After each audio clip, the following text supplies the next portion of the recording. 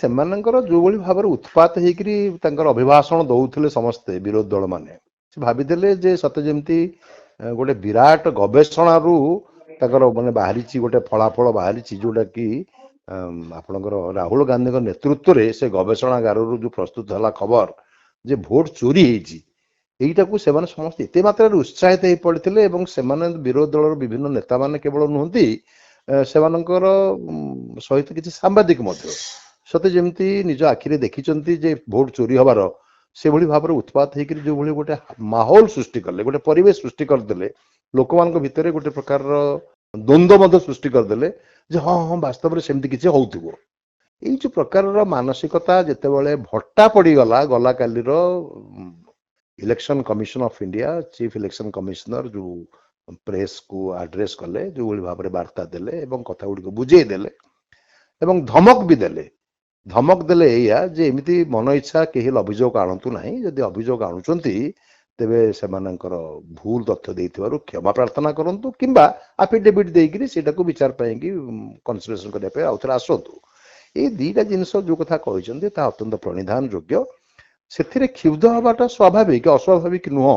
ଯୋଉ ବିରୋଧୀ ଯୋଉମାନଙ୍କୁ ଉତ୍ସାହିତ ହେଇ ପଡିଥିଲେ, ତାଙ୍କ ଉତ୍ସାହରେ ଯେହେତୁ ଭଟ୍ଟା ପଡିଗଲା ହଠାତ୍, ତେଣୁ ସେମାନେ ମହା ଅଭିଯୋଗ ପ୍ରସ୍ତାବ ଆଣିବାଟା ଗୋଟେ ବଡ କଥା ନୁହଁ। କିନ୍ତୁ ଅଭିଯୋଗ ପ୍ରସ୍ତାବ ଆଣିବା ପାଇଁ ହେଲେ ତାକୁ ପାସ୍ କରିବା ପାଇଁ ତାଙ୍କ ପାଖରେ କିଛି ସମର୍ଥନ ନାହିଁ। ଆପଣ ଦେଖିବେ ଏମିତିକି ଏନଡିଏ ପକ୍ଷରୁ ଯୋଉ ନୂଆ ପ୍ରାର୍ଥୀ ବର୍ତ୍ତମାନ ଆସୁଛନ୍ତି ଭାଇସ ପ୍ରେସିଡେଣ୍ଟ ପାଇଁ, ତାଙ୍କ ବିରୁଦ୍ଧରେ ସେମାନେ ପ୍ରାର୍ଥୀ ଦେଇପାରୁଛନ୍ତି ନା ଦେଖନ୍ତୁ। ଯଦି ବା ଦେଇପାରିବେ ତେବେ ଆପଣଙ୍କର ସେମାନଙ୍କର ସେଥିରେ କେତେ କେତେ ଭୋଟ ପାଉଛନ୍ତି ତାକୁ ମଧ୍ୟ ଆମକୁ ଦେଖିବାକୁ ପଡିବ। ମହାଭିଯୋଗ ଆଣିବା ପାଇଁ ତାଙ୍କ ପାଖରେ ସଂଖ୍ୟା କାହିଁ? ତେଣୁକରି ଏଗୁଡାକ ଅବାନ୍ତର କଥା ଗୁଡିକ କହୁଛନ୍ତି।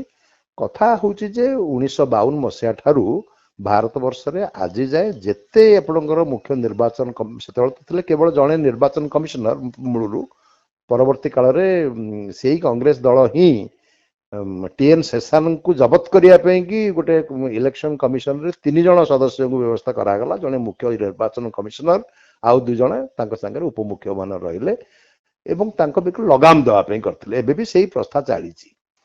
ଏଇ ଯୋଉ ପ୍ରଥା ଚାଲିଛି, 3 ଜଣ ନିର୍ବାଚନ କମିଶନରେ 3 ଜଣ ସଦସ୍ୟ ରହୁଛନ୍ତି, ସେମାନଙ୍କ ବିରୁଦ୍ଧରେ ଗୋଟେ ଏଇଭଳି ଭାବରେ ବିଭିନ୍ନ ସମୟରେ ଯୋଉମାନେ ହାରି ଯାଇଥିବା ଦଳମାନେ ଅଭିଯୋଗ ଆଣିବାଟା ଗୋଟେ ନୂଆ କଥା ନୁହେଁ। ଆକୁ ଶୁଣିକିରି ବଡ ବ୍ୟସ୍ତ ଲାଗିଲାଣି ଏଇଥିପାଇଁ ଯେ ଭାରତ ହଉଛି ସର୍ବବୃହତ ଗଣତନ୍ତ୍ର। ଏଠି ସର୍ବାଧିକ ସଂଖ୍ୟକ ଭୋଟର ଥାନ୍ତି। ଭୋଟର ମାନେ ଭାରତ ବର୍ଷର ବିଭିନ୍ନ ଜାଗାକୁ ମାଇଗ୍ରେସନ କରନ୍ତି ବା ଚାଲି ଯାଆନ୍ତି। ଆପଣଙ୍କର ମଝିରେ ମଝିରେ ଅପଡେସନ ଦରକାର, ମଝିରେ ମଝିରେ ଆପଣଙ୍କ ଭୋଟର ତାଲିକାକୁ ସଂଶୋଧନ କରିବା ଦରକାର। ଏଇଥିପାଇଁ ଯେ ଅନେକ ଲୋକ ଲୁଚି ଛପିକିରି ଭାରତକୁ ପଳେଇ ଆସୁଛନ୍ତି ବିଦେଶୀ। ଅନେକ ଲୋକ ମରି ହଜି ଗଲେଣି, କିନ୍ତୁ ସେମାନଙ୍କ ନାଁ ଏବେ ମଧ୍ୟ ଅଛି। ଯେହେତୁ ବିଭିନ୍ନ ଜିନିଷ ସେମାନଙ୍କୁ ମାଗଣାରେ ମିଳୁଛି, ବିଭିନ୍ନ ପ୍ରକାରର ଲୋକାଭିମୁଖୀ କାର୍ଯ୍ୟକ୍ରମରେ ସେମାନେ ହିତାଧିକାରୀ ହେଇଯାଉଛନ୍ତି, ସେଇ ଲୋଭରେ ଅନେକ ଲୋକ ମଧ୍ୟ ଜାଣି ଶୁଣିକିରି ବିଭିନ୍ନ ଜାଗାରେ ତାଙ୍କ ନାଁଟାକୁ ଦରଜ କରଉଛନ୍ତି ଭୋଟର ତାଲିକାରେ।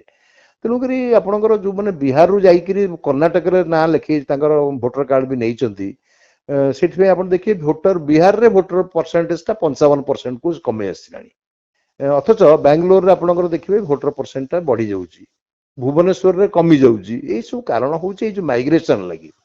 ତେଣୁ ଯେତେବେଳେ ନିର୍ବାଚନ କମିଶନ ଯେତେବେଳେ ଗୋଟେ ପଦକ୍ଷେପ ନେଇଛନ୍ତି, ଯୋଉଟାକୁ ଆମେ କହୁଛେ SIR, ତେଣୁ ସେଇଟାକୁ ସ୍ୱାଗତ କରିବା ଦରକାର ଅଛି। ସେଥିରେ କିଭଳି ତାହା ତ୍ରୁଟି ଶୂନ୍ୟ ହବ, ସେଥିପାଇଁ ପ୍ରତ୍ୟେକ ରାଜନୈତିକ ଦଳଙ୍କ ପାଇଁ ଯୋଉ ସାମ୍ବିଧାନିକ ଅଧିକାର ତାଙ୍କର ଅଛି, ଯୋଉ ନୀତିଗତ ନିଷ୍ପତ୍ତି ନିଆଯାଇଛି ଏବଂ ଇଲେକ୍ସନ କମିଶନ ସେମାନଙ୍କୁ ଯୋଉ ସୁବିଧା ସୁଯୋଗ ଦେଇଛନ୍ତି, ତାର ସଦ୍ବ୍ୟବହାର କରିବା ଦରକାର। ତା ବଦଳରେ କାହାକୁ ଗୋଟେ ସାମ୍ବିଧାନିକ ବଡି ବା ଆପଣଙ୍କର ସଂସ୍ଥା ପ୍ରତି ଦୋଷାରୋପ କରିବା, ମିଛରେ ତାଙ୍କୁ ଦୋଷୀ କରିକି ତାଙ୍କ ମନୋବଳ ଭାଙ୍ଗି ଦେବା ପାଇଁ ଚେଷ୍ଟା କରିବା, ମୁଁ ତ ଭାବୁଛି ଏଇଟା ଗୋଟେ ଭାରତୀୟତା ମୋର କେବେ ହେଲେ ଲକ୍ଷଣ ନୁହେଁ। ଜଣେ ସଚ୍ଚା ଭାରତୀୟ ଏଭଳି କାମ କରିବ ନାହିଁ। ବରଂ ସାହାଯ୍ୟ ସମର୍ଥନ ଯୋଗେଇବ ଏଭଳି ଭାବରେ ଆମର ଭୋଟର ତାଲିକା ସବୁଠାରୁ ଶ୍ରେଷ୍ଠ ହବ, ସେଥିରେ ଭୁଲ ଭଟକା ପ୍ରାୟ ରହିବ ନାହିଁ। ଆମେ ଯେମିତି ଜିରୋ ଟଲରାନ୍ସ କଥା କହୁଛେ, ସେଭଳି ଭାବରେ ଜିରୋ ଏରର କଥା ଆମେ ମଧ୍ୟ ଚିନ୍ତା କରିପାରିବା। ସେଟା କରାଯିବା ଉଚିତ। କିନ୍ତୁ ଆପଣ କହିବେ ଭୋଟ ଚୋରି ହେଇଗଲା, ଇଲେକ୍ସନ କମିଶନ କୌଣସି ଏକ ରାଜନୈତିକ ଦଳ ପକ୍ଷରେ କାମ କରୁଛନ୍ତି, ସେ ତ କାଲି ପକ୍ଷରେ କହିଛନ୍ତି ଆମେ କାହା ପକ୍ଷରେ ନାହୁଁ କିମ୍ବା ବିପକ୍ଷରେ ନାହୁଁ, ଆମେ ସମ୍ପୂର୍ଣ୍ଣ ନିରପେକ୍ଷତାର ସହିତ କାମ କରୁଛୁ।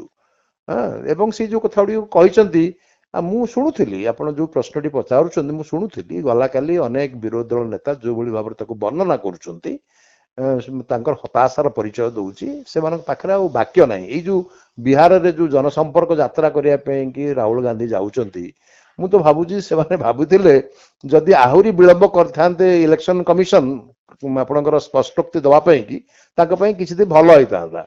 କିନ୍ତୁ ଯଦି ସେମାନେ ଦଉନାହାନ୍ତି ପ୍ରତିକ୍ରିୟା କିଛି, ନା ଏମାନେ ଡରିଗଲେ ଇଲେକ୍ସନ କମିଶନ କିଛି ଦଉନାହାନ୍ତି। ଯଦି ଦେଲେ ତାଙ୍କ ବିରୁଦ୍ଧରେ ମହାଭିଯୋଗ, ତାଙ୍କ ଉଦ୍ଦେଶ୍ୟ କଣ? କଣ ଚାହୁଁଛନ୍ତି ଏଭଳି ଭାବରେ ଗୋଳମାଳିଆ ଅବସ୍ଥା ସୃଷ୍ଟି ହେଇକି ଥାଉ ଏବଂ ହାରି ଯାଉଥିବେ, ପ୍ରତିଥର ଗାଳି ଦଉଥିବେ? ଭାରତ ବର୍ଷରେ ଯୋଉ ବିକଶିତ ଭାରତର ସ୍ୱପ୍ନ ଦେଖାଯାଉଛି, ସେଠି ଏଗୁଡିକ ସମ୍ଭବ ନୁହେଁ। ଯଥେଷ୍ଟ ଖେଳିଲେଣି। ଏଭଳି ଖେଳ ନ ଖେଳିକିରି ପ୍ରତ୍ୟେକ ରାଜନୈତିକ ଦଳ ଦାୟିତ୍ୱ ସମ୍ପନ୍ନ ଭାବରେ ଆଗେଇ ଆସିବା ଦରକାର ଅଛି। ତାଙ୍କ ଯୋଉ ସୁବିଧା ସୁଯୋଗ ଅଛି, ବର୍ତ୍ତମାନ ଯୋଉ ତାଲିକା ପ୍ରକାଶ ହଉଛି, ଯୋଉମାନେ ରେକଗ୍ନାଇଜ୍ଡ ପଲିଟିକାଲ ପାର୍ଟିଜ, ତାଙ୍କ ପାଖରେ ତାଲିକା ସେମାନେ ନେଇପାରିବେ। ତାକୁ ଦେଖନ୍ତୁ। ଯୋଉମାନଙ୍କ ନାଁ ଭୁଲରେ ସାମିଲ ହେଇଛି କିମ୍ବା ଭୁଲରେ କାଟି ଦିଆଯାଇଛି, ସେଗୁଡିକ ପୁଣି ସଂଶୋଧନ କେମିତି ହବ, ସେମାନେ ଆସିବେ, ତା ପାଇଁ ସୁବିଧା ଅଛି, କରନ୍ତୁ। ନିର୍ବାଚନ ଯଦି ହାରିଗଲା ପରେ ତାଙ୍କ ମନରେ ସନ୍ଦେହ ହଉଛି କୋଉଠି, ସେ କଥା କାଲି କହିଛନ୍ତି ନିର୍ବାଚନ କମିଶନ, ତାଙ୍କ ପାଇଁ ସମୟ ଅଛି 45 ଦିନ ସମୟ। ସେତେବେଳେ କୋର୍ଟରେ ବି ଅଭିଯୋଗ କରିପାରିବେ। ଆପଣ ତ ଜାଣିଛନ୍ତି କିଛି ଦିନ ତଳେ ଯୋଉମାନେ କି ଭୋଟର ଯୋଉ ଇଭିଏମ ମେସିନକୁ ନେଇକରି ମଧ୍ୟ ମାନ୍ୟବର କୋର୍ଟ ତାକୁ ମଧ୍ୟ ତାଙ୍କର ଗଣତି କଲେ ଏବଂ ଦେଖିଲେ ଗଣତି ଭୁଲ ଥିଲା ଏବଂ ତାକୁ ସଂଶୋଧନ ବି କରାଯାଇ ପାରିଲା।